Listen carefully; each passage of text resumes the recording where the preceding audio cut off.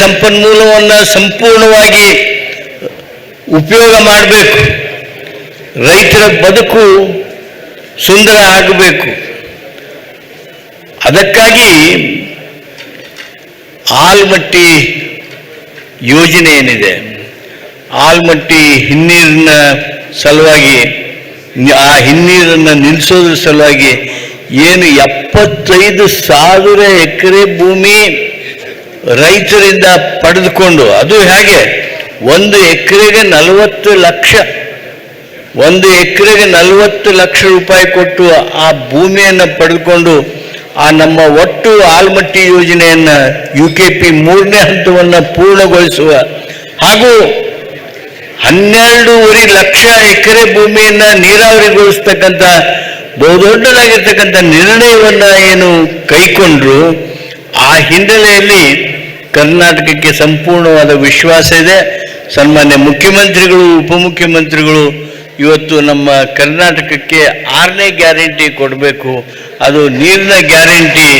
ಅದನ್ನು ಕೊಡೋದರಲ್ಲಿ ತಾವು ಸಂಕಲ್ಪ ಮಾಡತಕ್ಕಂಥ ಒಂದು ವಿಶೇಷ ದಿವಸ ಇದು ಅಂತೇಳಿ ನಾನು ಭಾವಿಸ್ತೀನಿ. ಸನ್ಮಾನ್ಯ ಬೋಸರಾಜರು, ನಾನು ಭಾಳ ಹೇಳಬೇಕನ್ನಿಸುತ್ತಾ, ಅದರ ಸಮಯ ಇಲ್ಲ. ಬೋಸರಾಜರು ನನಗೆ ನೀರಾವರಿ ಕ್ಷೇತ್ರದೊಳಗೆ ನಾನು ಮಂತ್ರಿ ಆಗುವ ಮೊದಲು, ಜಲಸಂಪನ್ಮೂಲ ಸಚಿವರಾಗುವ ಮೊದಲು ಆಲ್ಮಟ್ಟಿ ಗೇಟ್ ಹಾಕುವಂಥ ಸಂದರ್ಭದೊಳಗೆ ನನಗೆ ಧೈರ್ಯ ತುಂಬೋದು ಅಷ್ಟೇ ಅಲ್ಲ, TMC ಅಂದ್ರೇನು, ಕ್ಯೂಸೆಕ್ಸ್ ಅಂದ್ರೇನು ಅನ್ನೋದನ್ನು ಪಾಠ ಹೇಳಿದವರು ಬೋಸರಾಜರು ಅಂತ ಹೇಳಿದರೆ ಅದು ಅತಿಶಯೋಕ್ತಿ ಆಗೋದಿಲ್ಲ.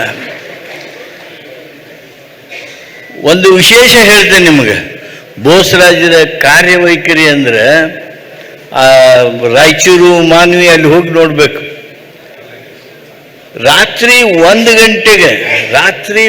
ಗಂಟೆಗೆ ಆ ಫೋಕಸ್ ಲೈಟ್, ಈ ಸರ್ಕಸ್ನೇ ಲೈಟ್ ಹಚ್ತಾರಲ್ಲ, ಹಂಗೆ ಆ ಕೆನಲ್ ಮುಖಾಂತರ, ಡಿಸ್ಟ್ರಿಬ್ಯೂಟರಿ ಮುಖಾಂತರ ಜಲಸಂಪನ್ಮೂಲ ಸಚಿವರನ್ನು ರಾತ್ರಿ 1 ಗಂಟೆವರೆಗೆ ಇನ್ಸ್ಪೆಕ್ಷನ್ ಮಾಡಿಸುವಂಥ ಕೆಲಸ ಮಾಡೋದ್ರ ಮೂಲಕ 2 ವರ್ಷದಲ್ಲಿ ಡಿಸ್ಟ್ರಿಬ್ಯೂಟರಿಗಳನ್ನು, ಕೆನಲ್ಗಳನ್ನು ಸಂಪೂರ್ಣವಾಗಿ ಪೂರ್ಣಗೊಳಿಸಿ ಆ ಭಾಗದಲ್ಲಿ ಜಲಕ್ರಾಂತಿ ಮಾಡಿದವರಲ್ಲಿ ಬೋಸರಾಜರು ಪ್ರಮುಖರು ಅನ್ನೋದನ್ನು ಈ ಸಂದರ್ಭದೊಳಗೆ ಹೇಳ್ತಾ, ಅವರು ಇವತ್ತು ಸಣ್ಣ ನೀರಾವರಿ ಸಚಿವರಾಗಿ ಹೆಚ್ಚಿನ ಪ್ರಚಾರಕ್ಕೆ ಹೋಗಲಿಲ್ಲ, ಆದರೆ ಕರೆದು ಯೋಜನೆಗಳನ್ನು ಹುಟ್ಟು ಹಾಕಿರ್ತಕ್ಕಂಥ ಕೆಲಸ ಏನು ಮಾಡಿದ್ದಾರೆ, ಅವರು ಬಹುಶಃ ಮಾನ್ಯ ಮುಖ್ಯಮಂತ್ರಿಗಳ, ಉಪಮುಖ್ಯಮಂತ್ರಿಗಳ ಪ್ರೀತಿಗೆ ವಿಶೇಷವಾಗಿ ಪಾತ್ರರಾಗಿದ್ದಾರೆ ಅಂಥೇಳಿ ಈ ಸಂದರ್ಭದೊಳಗೆ ಹೇಳ್ತಾ, ಮತ್ತೊಮ್ಮೆ ಇವತ್ತೇನು ನೀರಿದ್ದರೆ ನಾಳೆ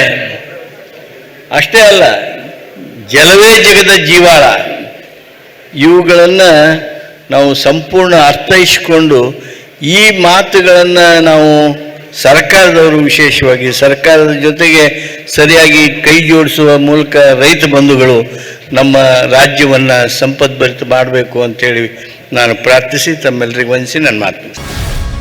ಗ್ಯಾರಂಟಿ ನ್ಯೂಸ್, ಸುದ್ದಿ ಖಚಿತ, ನ್ಯಾಯ ನಿಶ್ಚಿತ.